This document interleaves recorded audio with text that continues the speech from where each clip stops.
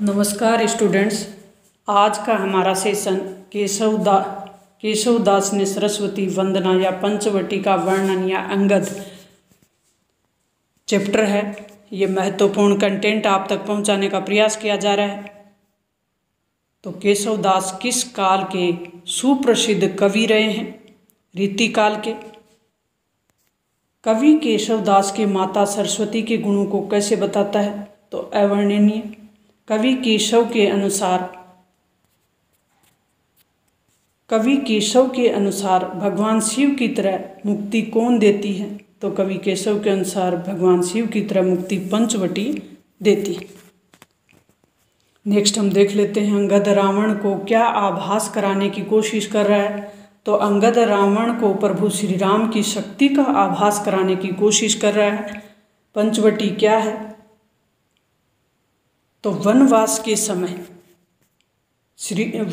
के समय राम ने जिस स्थान पर अपना निवास बनाया उस धार्मिक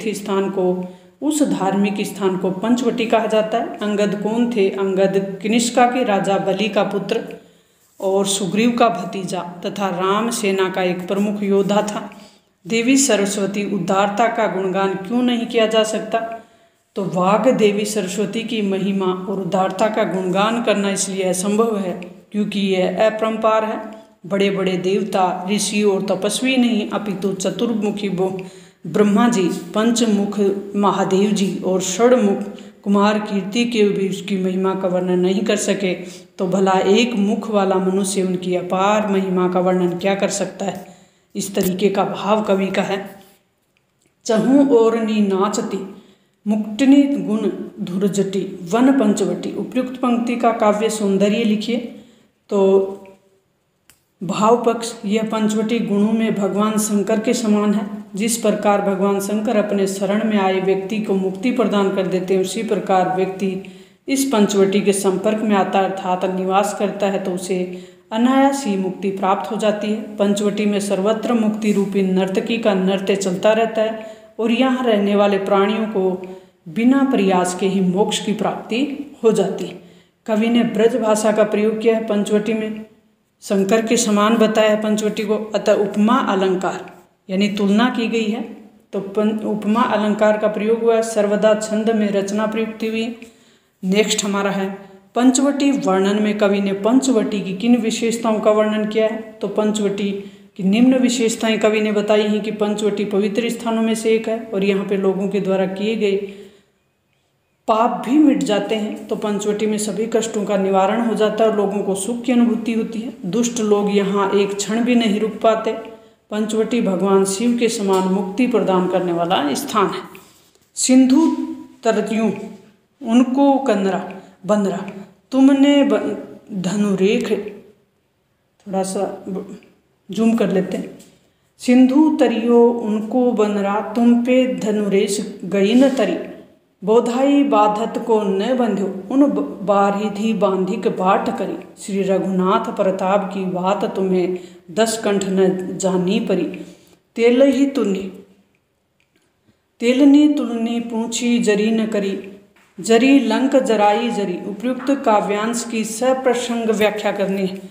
तो सप्रसंग कहाँ से लिया गया, पहले संदर्भ बताएंगे। प्रस्तुत छंद केशवदास रचित रामचरित चंद्रिका के अंगद रावण संवाद से लिया गया है।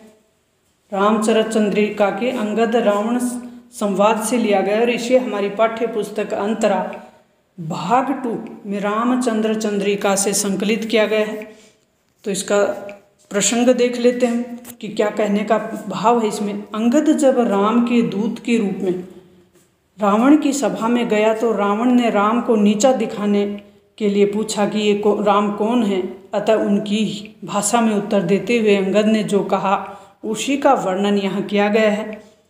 तो व्याख्या कर लेते हैं। अंगद रावण से कहने लगा कि राम के आगे तुम्हारी कोई बराबरी नहीं हो सकती। उसका तो एक छोटा सा वानर अर्थात हनुमान इतने बड़े समंदर को लांघकर लंका तक आ गया और तुम धनुष की उस रेखा को नहीं लांघ सके जो लक्ष्मण जी ने सीता की कुटी के चारों ओर खींच दी थी। तुम लोगों ने अपनी पूरी शक्ति लगाकर उनके वानर हनुमान को बांधने का प्रयास किया पर उसे बांध नहीं पाए और उन्होंने समुंदर पर पुल बांधकर अपनी सेना के लिए रास्ता बना दिया। अब रावण, तुम तो 10 कंठ कहे जाते हो, तुम्हारे अंदर जो ज़्यादा बुद्धिमानी चाहिए थी, पर तुम 10 सिरों के होकर भी मूर्ख ही रहे। तुमसे श्री राम के प्रताप के बारे में पूछ और तुम इन 10 सिर होते भी मूर्ख रहे और तुम श्री राम के प्रताप के बारे में पूछ रहे हो। हनुमान जी की पूंछ को तेल और रुई लगाकर तुम लोगों ने जलाने का पूरा प्रयास किया, पर उसे तुम जला नहीं पाए।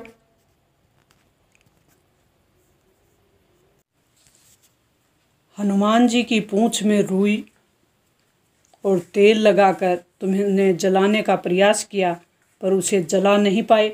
हाँ, इस प्रयास में तुम्हारी हीरे मोती से जड़ी हुई सोने की लंका अवशेष जल गई।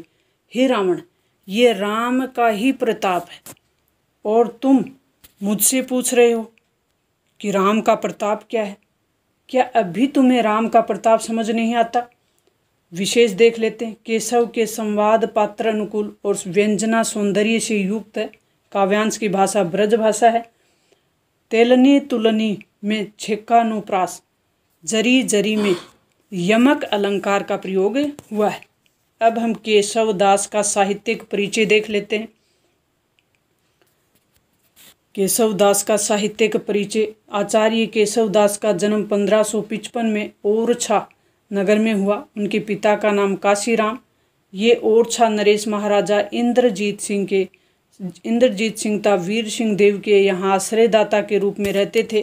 केशव दास हिंदी साहित्य के रीति काल के कवित्री के एक प्रमुख स्तंभ हैं। केशव दासी की रचनाओं में उनके 3 रूप मिलते हैं। आचार्य रूप, महाकवि और इतिहासकार, तीनों रूपों में मिलते हैं। वे संस्कृत काव्य शास्त्र का सम्यक परिचय कराने वाले हिंदी की प्राचीन आचार्य और कवि हैं।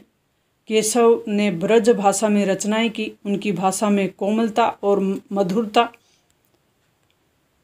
माधुर्य के स्थान पर क्लिष्टता पाई जाती है। यानी उनके की भाषा में कोमलता और माधुर्यता के स्थान पर क्लिष्टता पाई जाती है। उनके काव्य में शब्दों के चमत्कार पर अधिक बल दिया गया है। काव्य में क्लिष्टता के कारण उनकी कठिन काव्य का प्रेत कहा जाता है। केशव के काव्य में संवाद योजना अत्यंत प्रभावशाली है। केशव ने अपने काव्य में विविध छंदों का प्रयोग किया है।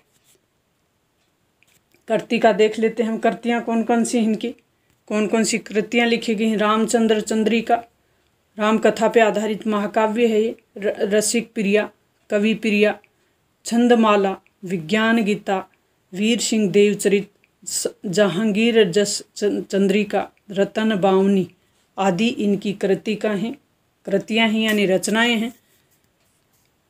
नेक्स्ट जो हमारा वीडियो होगा वो अंतरा भाग 2 का गद्य खंड होगा, प्रेमधन की छाया स्मृति। तो हम नेक्स्ट वीडियो में मिलते हैं। तब तक आप अपनी तैयारी में लगे रहें। आप चैनल पे नए हैं तो लाइक शेयर सब्सक्राइब कर लें। मिलेंगे जल्द दूसरे वीडियो में।